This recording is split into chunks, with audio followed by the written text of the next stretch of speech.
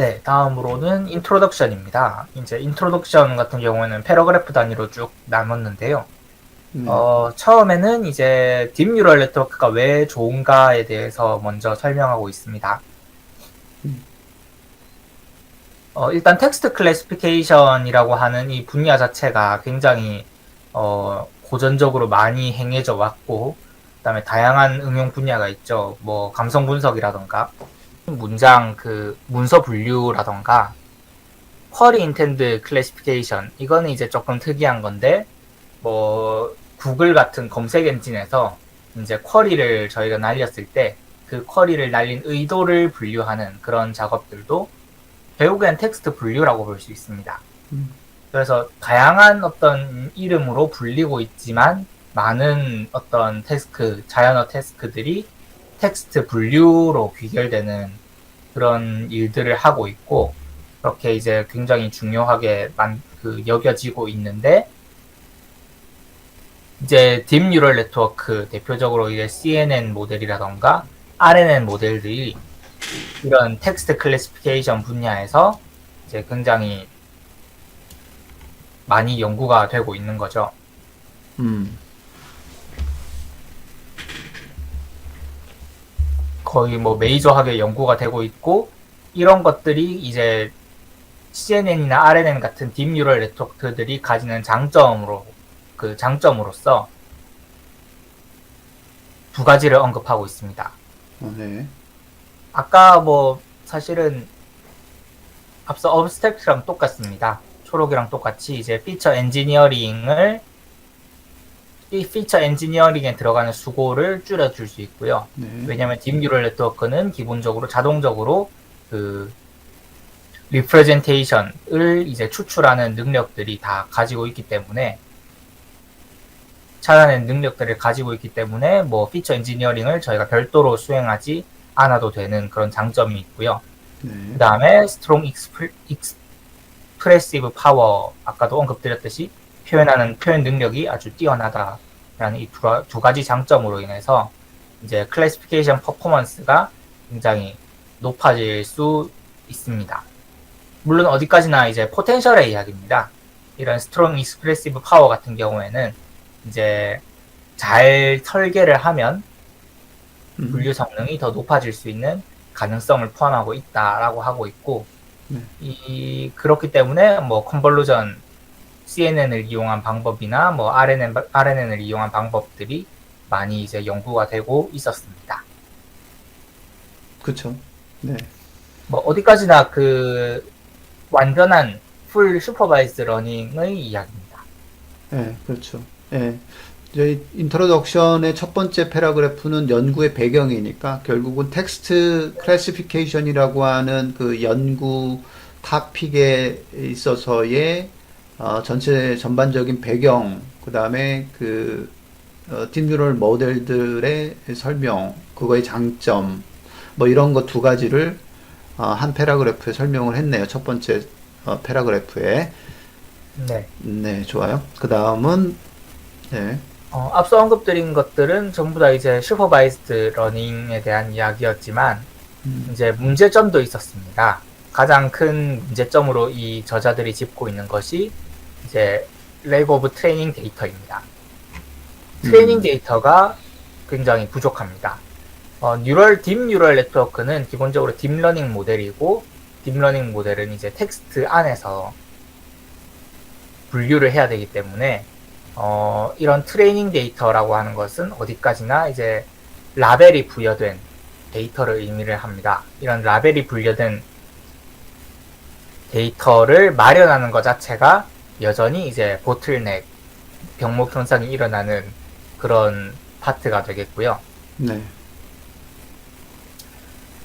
그렇기 때문에 이제 그 딥 뉴럴 네트워크를 학습하는 것은 거의 뭐 100만 단위의 라벨드 도큐먼트를 요구를 합니다. 네. 물론 뭐 실제 현실에서 뭐 데이터셋 중에는 뭐 몇천 개 텍스트 이런 걸로 학습을 하는 경우도 있지만, 뛰어난 성능을 보여주는 모델들은 대부분 거의 뭐 100만 개 이상의 문서를 가지고 다 이제 슈퍼바이즈드 러닝 방식으로 학습을 하거나 하는 것들이 굉장히 뛰어난 성능을 보여주고, 고작 뭐 몇천 개 가지고 학습을 하면은 어쨌거나 정확도가 떨어질 수밖에 없는 그런 현상을 실제로 겪고 있기도 합니다. 그래서 이런 밀리언 단위의, 그 100만 단위의 어떤 라벨드 도큐먼트를 수집한다는 것은, 다시 말해서 도메인 전문가가 100만 단위의 이 문서들을 전부 다 읽고 거기에다가 라벨을 다 부여를 했다라는 것을 의미하는데, 이거는 거의 불가능할 정도로 뭐 말도 안 되게 어려운 작업이죠.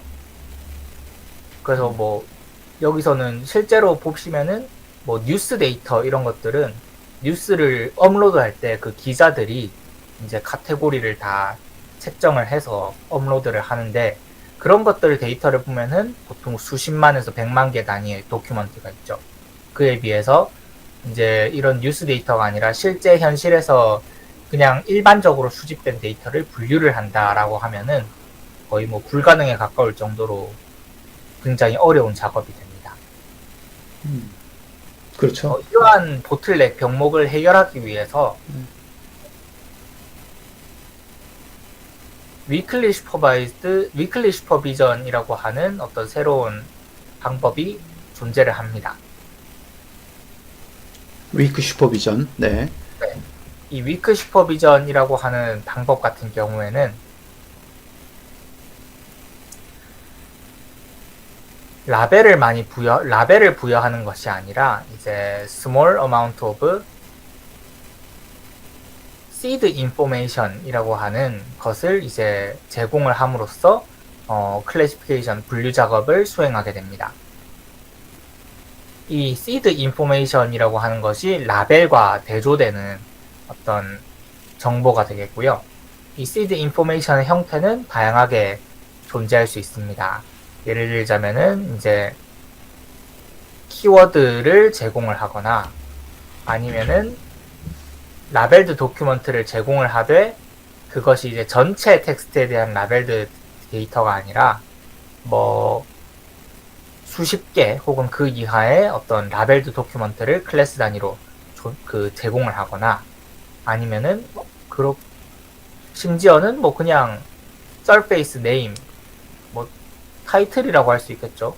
일종의 그 클래스에 대한 어떤 주제명 그 자체를 seed information으로 던져주거나, 이런 방법들이 존재를 합니다. 그리고 이것들을 기반으로 학습하는 방법을 Weakly Supervised Text Classification이라고 이야기를 합니다. 네. 결국은 지금 두 번째 패러그래프는 Supervised Learning, Supervised Text Classification을 하기 위해서 Supervised Learning 하게 되는데, 그때는 학습 데이터셋이 필요해. 근데 학습 데이터셋이 엄청나게 라벨을 만들어 줘야 되는데 그거가 굉장히 어려운 점이 있어.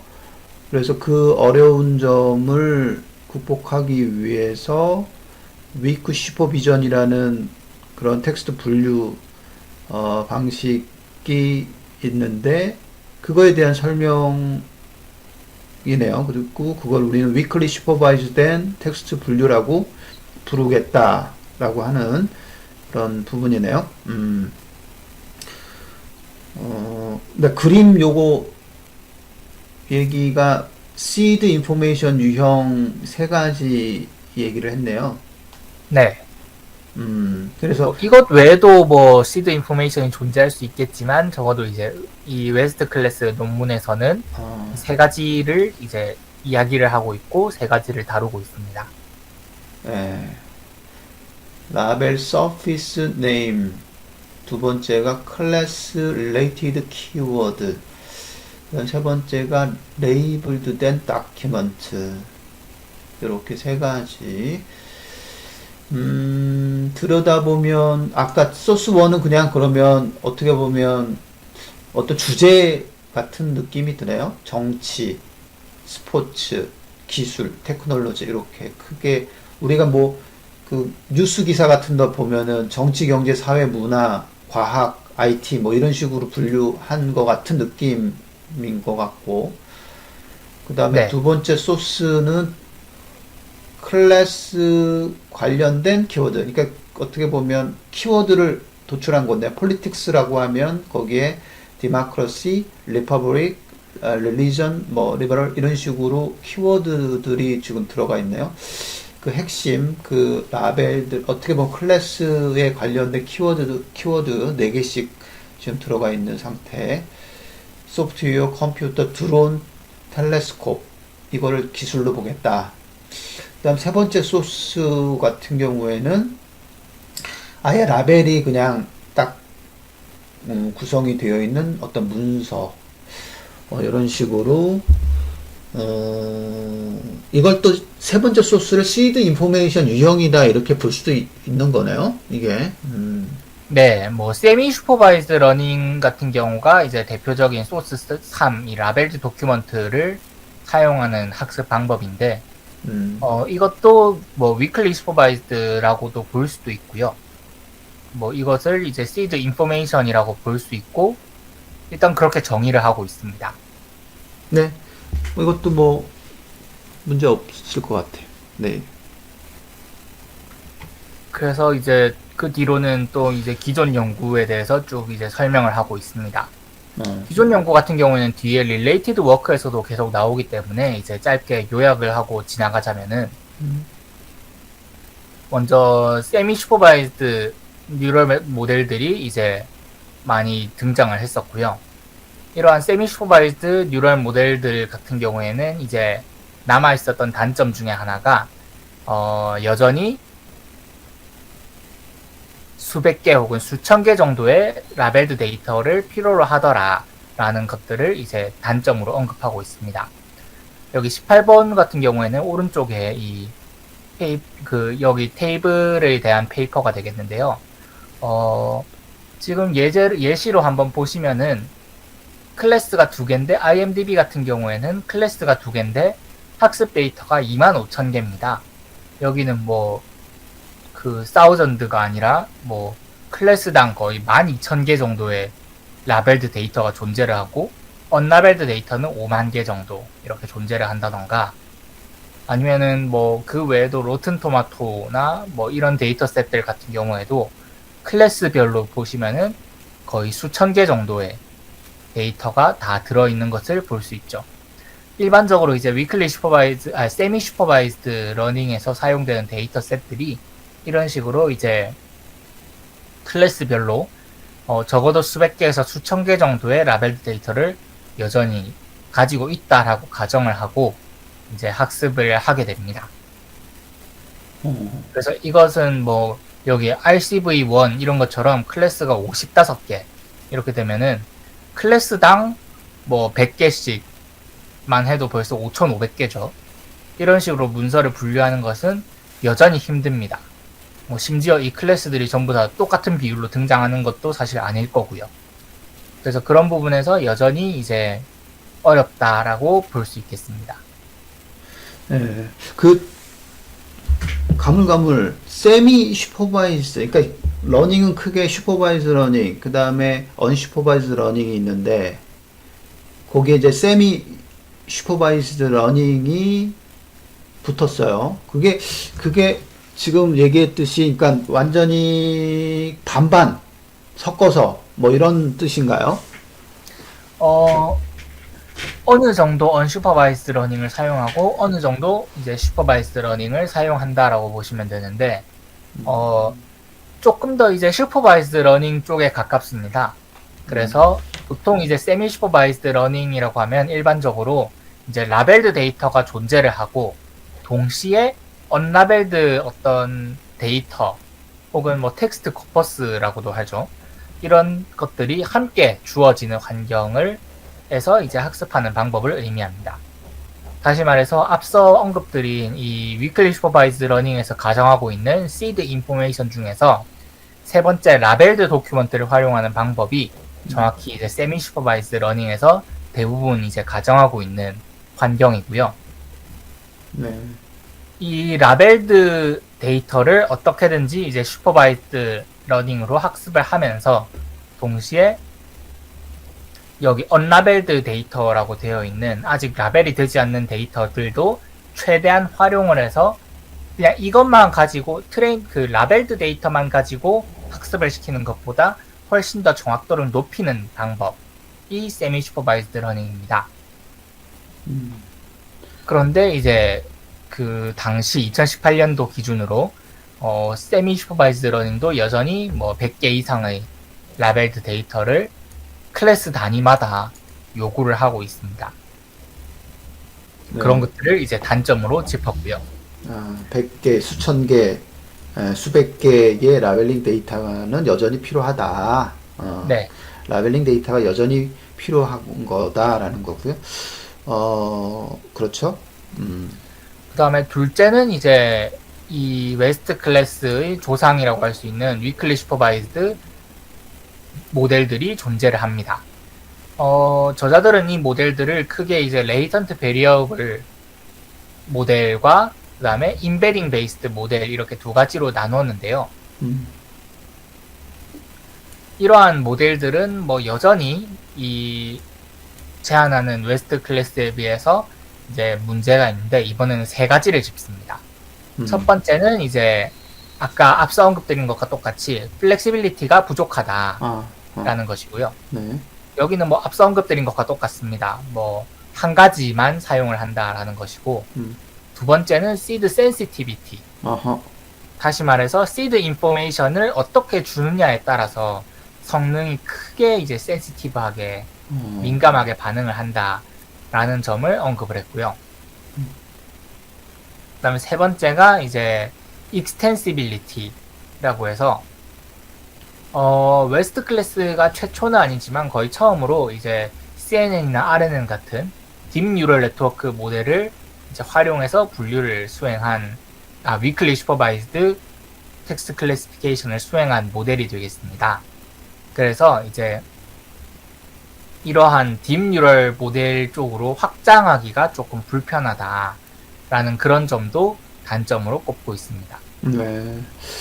요약하자면 흐름을 보자면 지금 기존 연구네. 이것도요. 기존 연구인데 세미 슈퍼바이즈 뉴럴 네트워크는 지금 저런 단점이 있었고 그 다음에 위클리 슈퍼바이즈 텍스트 클래시피케이션은 두 가지로 분류할 수가 있는데 그건 이제 뒤에서 더 공부를 할 거지만 레이턴트 베리어블 모델하고 인베딩 기반의 메서드 이렇게 두 가지 메서드들이 있다고 얘기했는데 그래도 어찌됐든 얘네는 세 가지의 단점이 있다라고 언급을 하네요.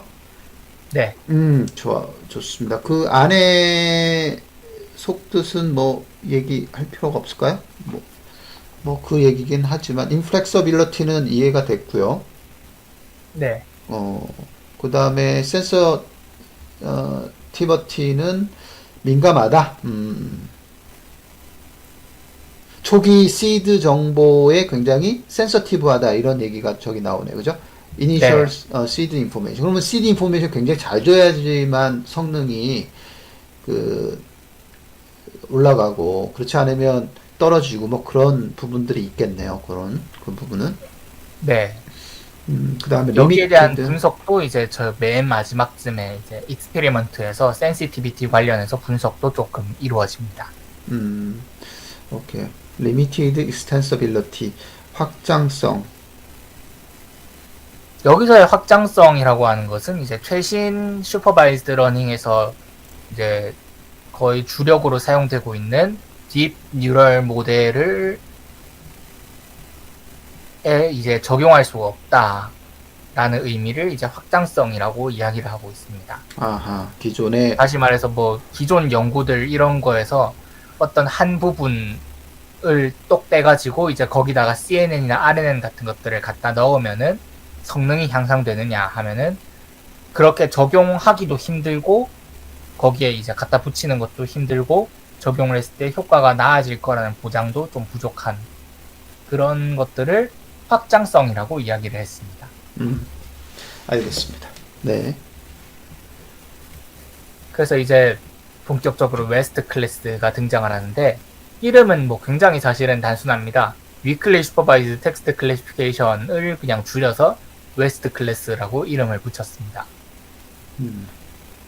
그리고 지금 계속 보고 계시는 이 일러스트레이션 이 모양이 이제 피규어 1이고요. 네.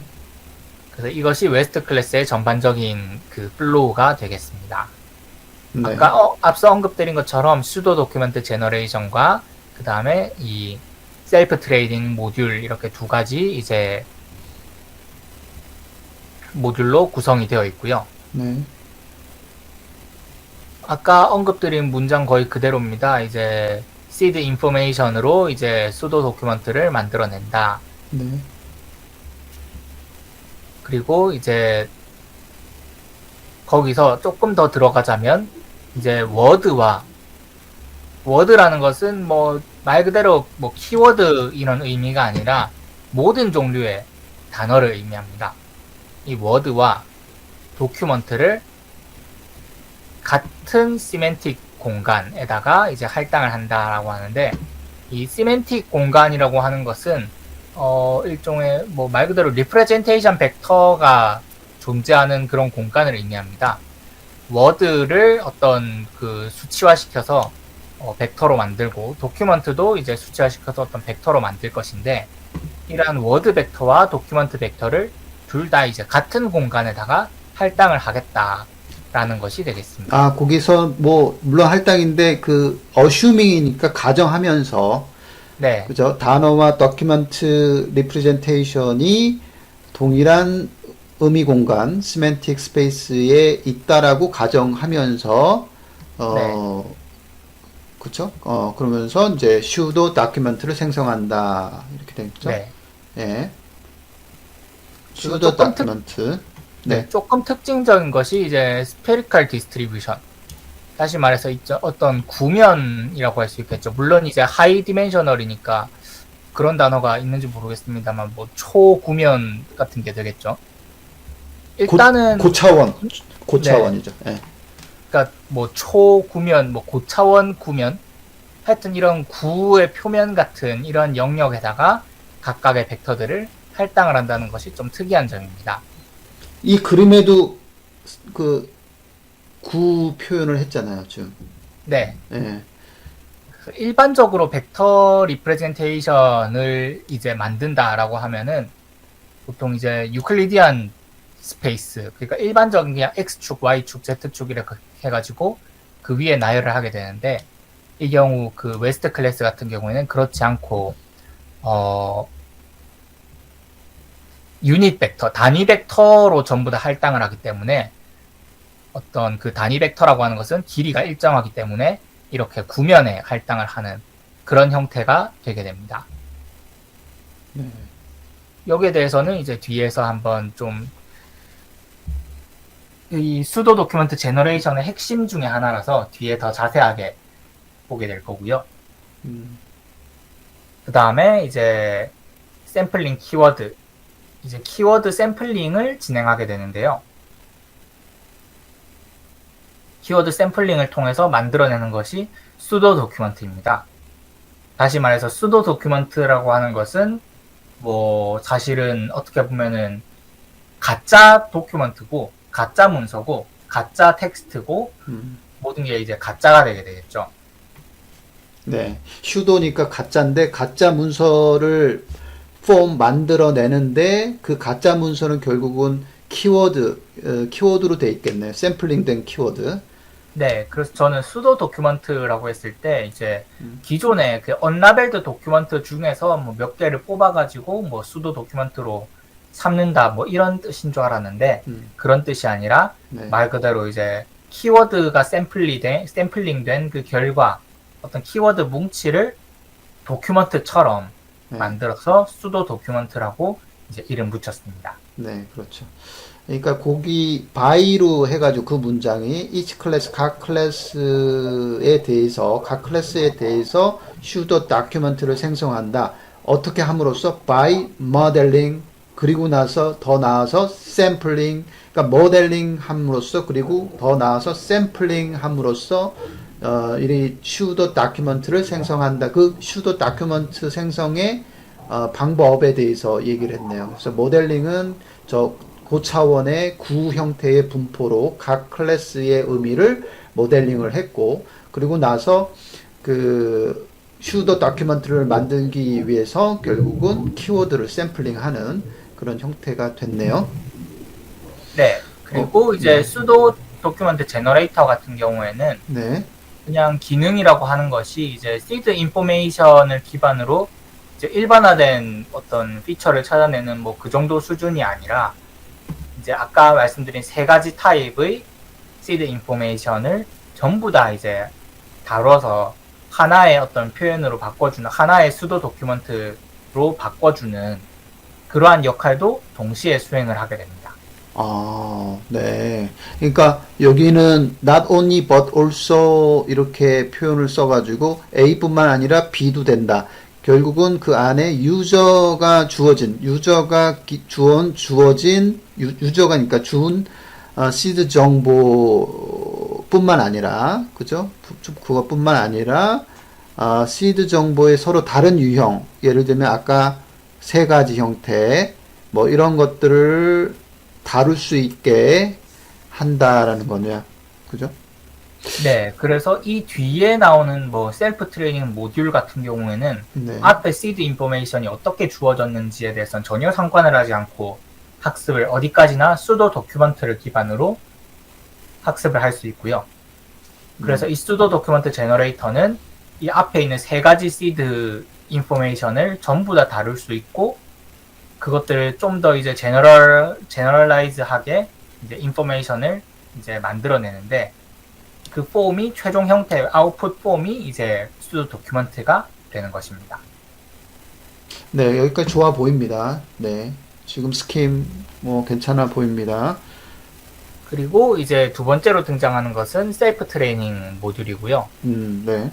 셀프 트레이닝 모듈 같은 경우에는 아까 말씀드렸다시피 이제 리얼 데이터, 리얼 언라벨드 도큐먼트를 기반으로 이제 모델을 정제하는 작업을 진행하게 됩니다. 그렇죠. 사이에 이제 나와 있지는 않지, 뒤에 이제 언급이 되겠지만 수도 도큐먼트를 기반으로 이제 프리 트레이닝을 수행을 하고요. 그 다음에 셀프 트레이닝을 통해서 이제 일종의 파인 튜닝 같은 걸 진행한다고 보시면 되겠죠. 네.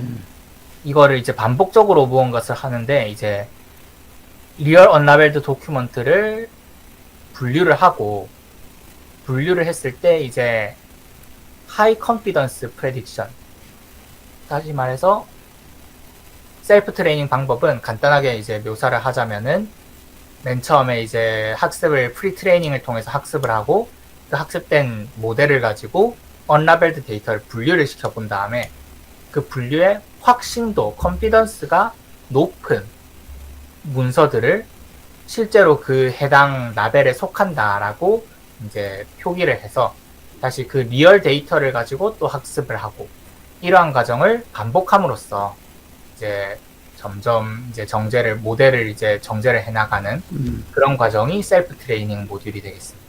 네. 그 부분을 그냥 그러니까 단계적으로 조금 구문을 보면, then부터요. Then it applies a self-training procedure. 그러니까 self-training 단계를 적용한다.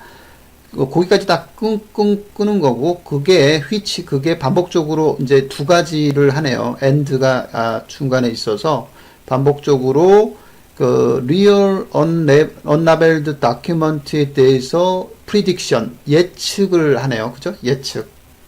예측을 하고, 그리고 high confidence prediction을 이용을 해가지고 뉴럴 모델을 정제하는 그런 형태네요. 그래서 high confidence prediction을 이용한다. 뭐 그 정도가 되겠네요. 그래서 그러니까 두 가지 스텝을 봤네요. 두 가지 스텝. 여기서는 셀프 트레이닝 프로시저 안에 두 가지 스텝이 있는데 반복적으로 언라벨드 다큐멘트에 대해서 계속 어떤 예측을 수행을 하고, 그리고 하이 컨피던스 예측을 이용을 해서 정제하는데 또 쓰는 뭐 그런 형태인 것 같은데요. 네.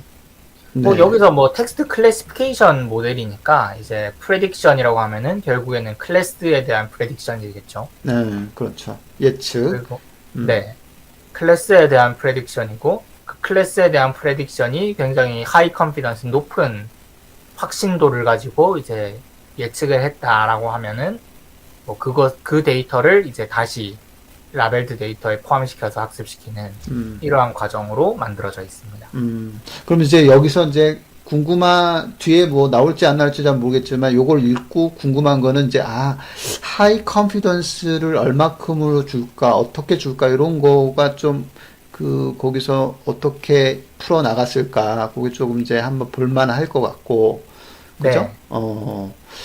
그 다음에